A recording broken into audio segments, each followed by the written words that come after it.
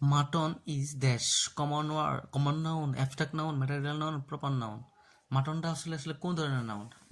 Mutton মানে হচ্ছে ভেড়ার মাংস, আমরা সবাই জানি। তো ভেড়ার মাংসটা এটা কোন ধরনের নাউন? আমরা সকলেই জানি যে কমন নাউন হচ্ছে যে যে নাউনটা আসলে সবকিছু কমন বৈশিষ্ট্য ধারণ করে, যেমন বয়, গার্লস, এগুলো সকল বয়, সকল বালিকা বা বালক, এটা কমন নাউন। অ্যাবস্ট্রাক্ট নাউন আমরা সবাই জানি যে আহ, যে যে যে নাউনকে দেখা যায় না, চোখে দেখা যায় না, কিন্তু অনুভব করে নিতে হয়, এগুলোকে অ্যাবস্ট্রাক্ট নাউন বলে। যেমন ইনফ্যান্সি, কাইন্ডনেস, লাভ, অ্যাফেকশন, ফিলিংস, এগুলো হচ্ছে অ্যাবস্ট্রাক্ট নাউন। আর ম্যাটেরিয়াল নাউন কোনটা? যে নাউনকে ওজন করা যায়, গণনা করা যায় না কিন্তু ওজন করা যায়, সেটাকে বলা হয় অ্যাবস্ট্রাক্ট নাউন। যেমন মাটন, মাংস। আমরা বলতে পারি যে অয়েল, কয়েল, এগুলো সবগুলোই আর কি। আর প্রপার নাউন তো সবাই জানি। পরেরটা অংশ দেখছি, reading is an excellent habit, here the underline what is. বলতেছি রিডিংটা আসলে কোন ধরনের নাউন বা এটা কি? Parts of speech, verbal noun, participle, verb না জিরান? তো ভার্বাল নাউনের একটা কৌশল আছে, দি দিয়ে শুরু হবে, আবার মাঝে দুই নাউনের মাঝে অফ থাকবে, এরকম একটা রুলস আছে। পার্টিসিপল আমরা সবাই জানি, পার্টিসিপল ক্লাসিফিকেশন আছে, present participle, past participle, perfect participle. Participle মূলত হচ্ছে, পার্টিসিপল চেনার একটা মূল উপায় হচ্ছে যে একই সাথে ভার্ব এবং একই সাথে অ্যাডজেক্টিভের কাজ করবে, সেটা হবে পার্টিসিপল। আর ভার্ব তোমরা সবাই জানি, ক্রিয়া। আর জিরানটা কি? জিরানটা হচ্ছে একই সাথে নাউন একই সাথে ভার্বের কাজ করবে, তাহলে সেটা হবে জিরান। আচ্ছা, যাই হোক, আমরা যে সমস্যাটা আমরা সবসময় সম্মুখীন হই, সেটা হচ্ছে পার্টিসিপল আর জিরানের মধ্যে পার্থক্য নিয়ে। পার্টিসিপল আমি আবার বলি, একই সাথে ভার্ব একই সাথে অ্যাডজেক্টিভের কাজ করবে, নাউনের পূর্বে বসে। আবার ওইটা জিরানো হচ্ছে একই সাথে নাউন একই সাথে ভার্বের কাজ করবে, তাকে বলা হবে জিরান। যেমন প্রথমে একটু খেয়াল করে দেখি, reading is an excellent habit, এখানে ইজ হচ্ছে ভার্ব, তা ভার্বের আগে কে কে সাবজেক্ট? রিডিং। তো আমরা জানি সাবজেক্ট হওয়ার ক্ষমতা একমাত্র নাউন বা নাউন ফ্রেসে। সো রিডিংটা একটা নাউন, আর ভার্বের সাথে আইনজি যুক্ত যুক্ত করায় এটা একটা জিরান হয়ে চলে গেছে, জিরান হয়েছে। তার মানে আমরা বলতে পারি যে একই সাথে ভার্ব এবং একই সাথে নাউনের কাজ যদি করে, সেটা বলা হবে জিরান। তাহলে এটা সঠিক আনসার হবে জিরান। Select the correct spell word, heterogeneous. এই হেটারোজিনিয়াস ওয়ার্ডটা একটা বিগত বছর আসা প্রশ্নই। আর আমি তো প্রথমেই বললাম যে আহ, আজকে যে কারিগরি শিক্ষা অধিদপ্তর কর্তৃক যে পরীক্ষা নেওয়া হয়েছে, তার সবগুলো বিগত বছরের প্রশ্ন আসা থেকে প্রশ্ন, তাও আবার রিসেন্ট, সম্ভবত 40 কিংবা 38-এর প্রশ্ন, বা স্পেশাল বিশেষ 39-এর প্রশ্ন এগুলো। তার মানে কি দাঁড়ালো, যে কোনো একটা প্রশ্ন যখন স্ট্যান্ডার্ড করতে যায়, কিংবা কোনো একটা প্রশ্ন তারা যখন করে, বিভিন্ন অধিদপ্তর, মন্ত্রণালয় কিংবা আহ, কোনো ডিপার্টমেন্ট কর্তৃক নেওয়া, তার সবাই কিন্তু একটা জিনিস ফলো করে, বিসিএস ভিত্তিক প্রশ্ন নিতে চেষ্টা করে, অর্থাৎ বিসিএস যে প্রশ্ন আসে সেটাই কপি পেস্ট করে আর কি। তো আর সাধারণত যারা জব প্রার্থী, আমি মনে করি সবারই প্রথম অবস্থায় মৌলিক ধারণা নেওয়ার জন্য অবশ্যই বিসিএস এর বিগত বছরের প্রশ্ন সলভ করা অবশ্যই প্রয়োজন। শুধু সলভ না, মুখস্থ করলে হবে না, সেটা অবশ্যই বুঝে শুনে করতে হবে।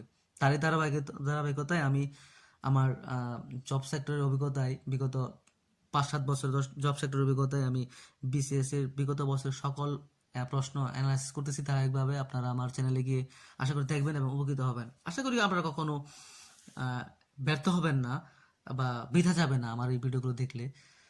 যাই হোক, হেটারোজিনিয়াস একটা ওয়ার্ড, এটা হেটারোজিনিয়াস, এখানে বিভিন্ন স্পেলিং আছে, যে হেটারোজিনিয়াস, হেট্রোজিনিয়াস, এরকম না। এক ক নাম্বার আনসার হবে হেটারোজিনিয়াস। এভাবে লিখে লিখে ভাগে ভাগে পড়তে হবে, তাহলে দেখবেন পারবেন। বেশি না, বিগত 10 বছরের স্পেলিং যদি চেক করে আপনারা পড়েন ব্যাংক সহ, তাহলে আমার মনে হয় না আপনারা কোথাও আটকাবেন। এগুলো থেকে আসে পরীক্ষায়। পরবর্তী প্রশ্ন, among is the preposition that is used when people are involve with. বলছে যে এমন একটা প্রিপোজিশন যেটা আসলে সাধারণত লোকজন কোথায় ব্যবহার করে। আমরা জানি যে অ্যামং মানে মধ্যে, মধ্যে আরেকটা বাংলা আছে, এটা হচ্ছে বিটুইন। বিটুইন ও মধ্যে, অ্যামং ও মধ্যে, এখন পার্থক্য? হ্যাঁ, অবশ্যই পার্থক্য আছে। বিটুইন হচ্ছে দুয়ের মধ্যে পার্থক্য, দুজন ব্যক্তি বা বস্তুর মধ্যে পার্থক্য, তুলনা বোঝাতে অ্যামং। আর বিটুইন, আর দুয়ের বেশি, অর্থাৎ 3, 4, 5 যাই হোক না কেন, দুইয়ের বেশি বোঝালে সেটা হবে among.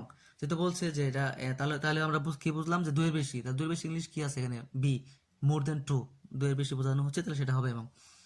Choose the correct sentence, বলতেছে যে নিচে কোনটা কারেক্ট।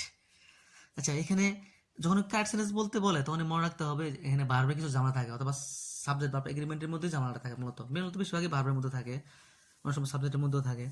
তো প্রথমে টার্গেট করতে হবে ভার্ব। যখনই মানে যখন কারেক্ট সেন্টেন্স বলতে বলে তোমাকে অবশ্যই you must find out the verb, তোমাকে অবশ্যই ভার্বকে খুঁজে বের করতে হবে, ভার্বটা কোথায় আছে, তারপর সাবজেক্ট, কারণ ভার্বের আগে তো সাবজেক্ট থাকে, ভার্ব খুঁজে বের করলে সাবজেক্ট খুঁজে বের করা খুবই সহজ হয়। তখন দেখবো আমরা ভার্বকে ভুল আছে কিনা। তো এখানে ভার্ব হচ্ছে ডিপেন্ড, আর ডিপেন্ডিং, ডিপেন্ডস, আর ডিপেন্ডেন্ট, লাস্টে ডি নাম্বারটা অবশ্যই বাদ, কারণ হচ্ছে এটা প্যাসিভ সেন্টেন্স না, এটা হবে অ্যাক্টিভ সেন্টেন্স। সো বাকি তিনটার মধ্যে আমাকে খুঁজে বের করতে হবে কোনটা সঠিক। তো এটা সাবজেক্টটা কি সিঙ্গুলার না প্লুরাল, দেখে খেয়াল করে যে অল অফ ইট, সবগুলো অল অফ ইট আছে। তো সাবজেক্ট প্রেজেন্ট ইনডিফিনিট যেহেতু কন্টিনিউয়াস হবে না, কারণ ডিপেন্ড, মেক, লাভ, লাইক, কিছু কিছু ভার্ব আছে যেগুলো সাধারণত কন্টিনিউয়াস টেন্স হয় না, এগুলো সব কন্টিনিউয়াস টেন্সটারে কি করতে হয়, প্রেজেন্ট ইনডিফিনিট করলে এটা প্রেজেন্ট কন্টিনিউয়াস টেন্সের বাংলা অর্থ মিনিং করে।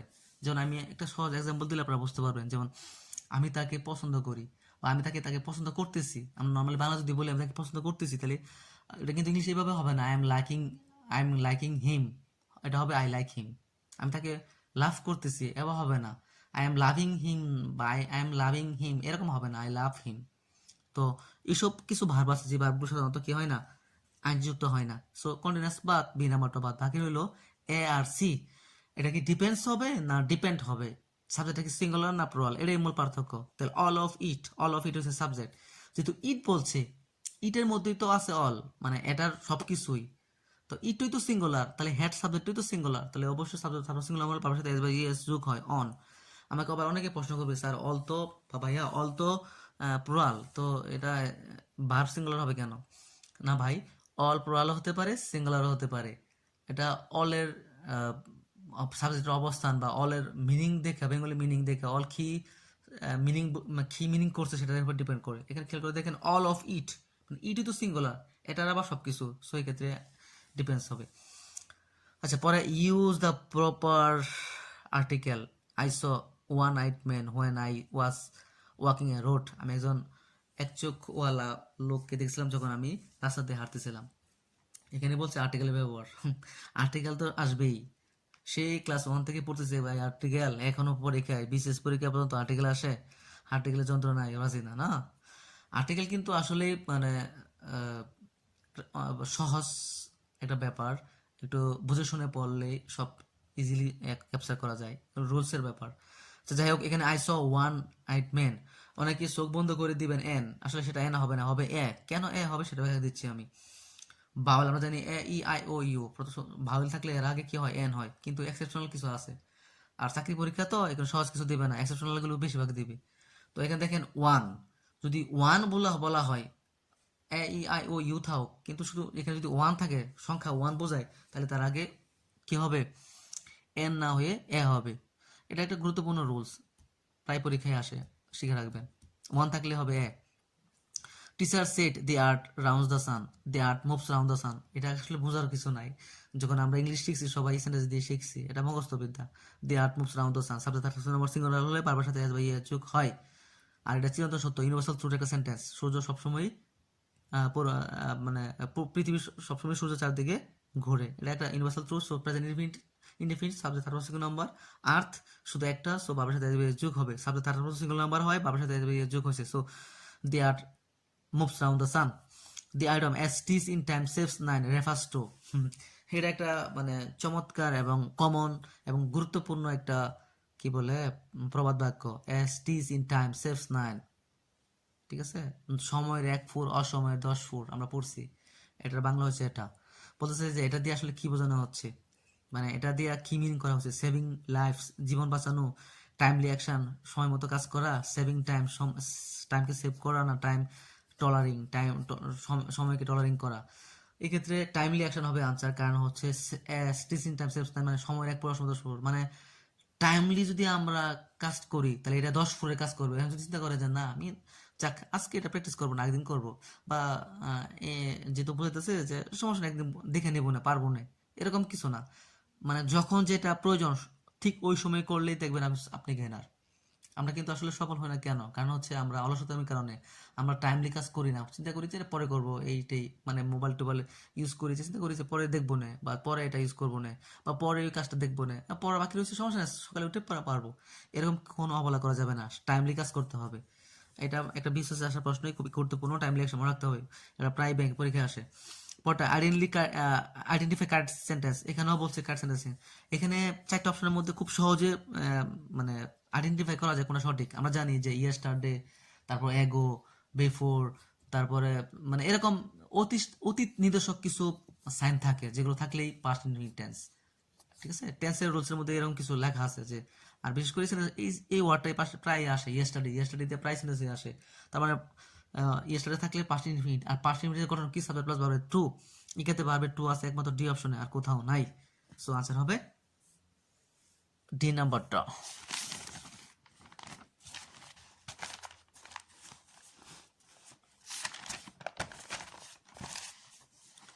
এখন চলে আসি আমরা পরবর্তী প্রশ্নে। Fill in the blanks with, কি হবে এখানে শূন্যস্থানে? ক্রেডিট টাকা 5000 ড্যাশ মাই অ্যাকাউন্ট। ক্রেডিটের পরে অ্যাপ্রুভেড প্রিভিশন বসে ফিক্সড, এটা কোনো বাংলা অর্থ ধরে না, মনে রাখতে হবে ক্রেডিট টু মানে জমা হওয়া। কোথায় জমা আছে? মাই অ্যাকাউন্ট, তাহলে ক্রেডিটের পরে টু বসবে টু, এটাও কমন একটা preposition. Which of the following sentence is correct, বলছে নিচে কোন সেন্টেন্সটা হচ্ছে কারেক্ট?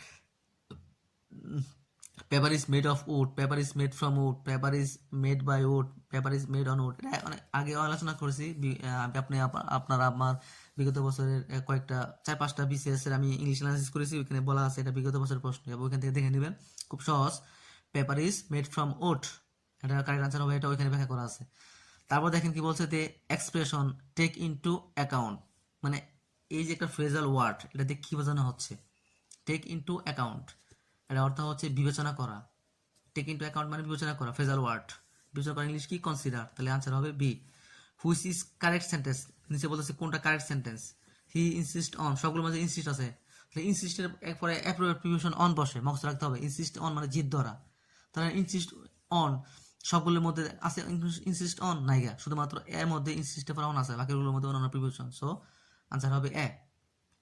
পরে বলছে কি যে choose the best translation of, কর্তৃপক্ষ তাকে তিরস্কার করলো মানে তাকে অপমান করলো কর্তৃপক্ষ, এটা মানে সঠিক বাংলা ট্রান্সলেশনটা কি হবে?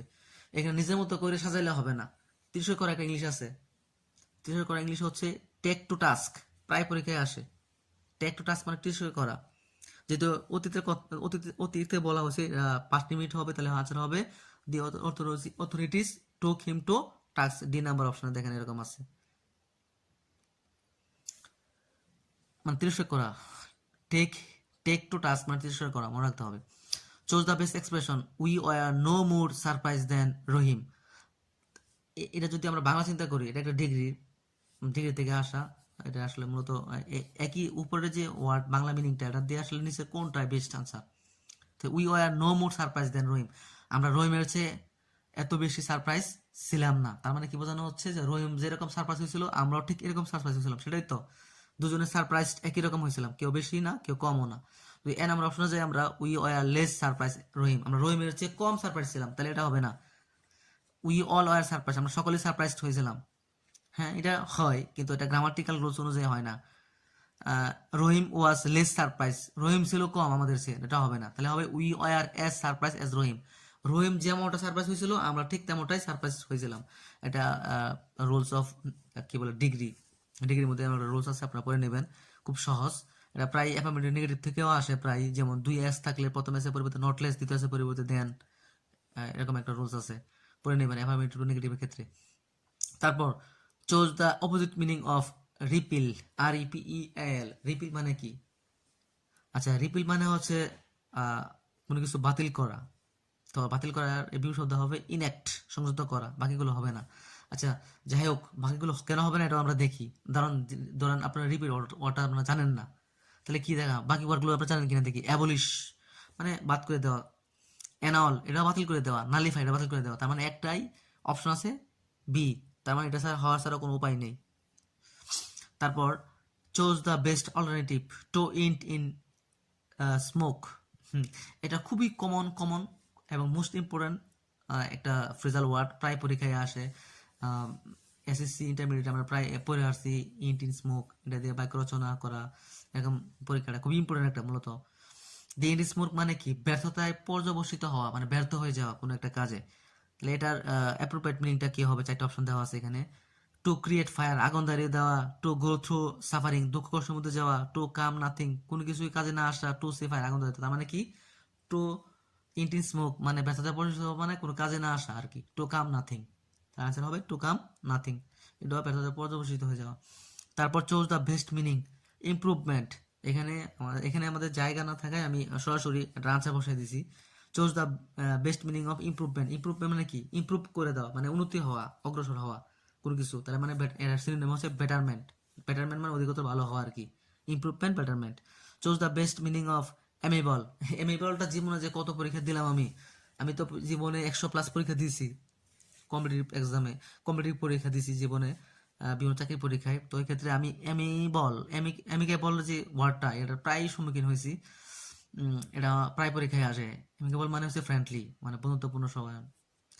যাই হোক, আমি দ্রুত আলোচনা করেছি সবগুলো, আমি আরো স্লো করতে পারতাম, করি নাই, কারণ হচ্ছে আপনারা বোরিং ফিল করবেন, এই জন্য আমি দ্রুত সলভ করলাম। আর এই সব যাগুলো আজকে যা সলভ করছি মোটামুটি আমার আগে যে বিসিএস এর প্রশ্ন অ্যানালাইসিস করছি সবগুলোর মধ্যে আছে, এই জন্য আমি খুব দ্রুত করলাম। আশা করি আপনারা উপকৃত হবেন, এবং ভিডিও দেখে কমেন্ট বক্সে শেয়ার করবেন কেমন হয়েছে, বা কিছু জানার থাকলে বলবেন, আমি আনসার দিতে চেষ্টা করব।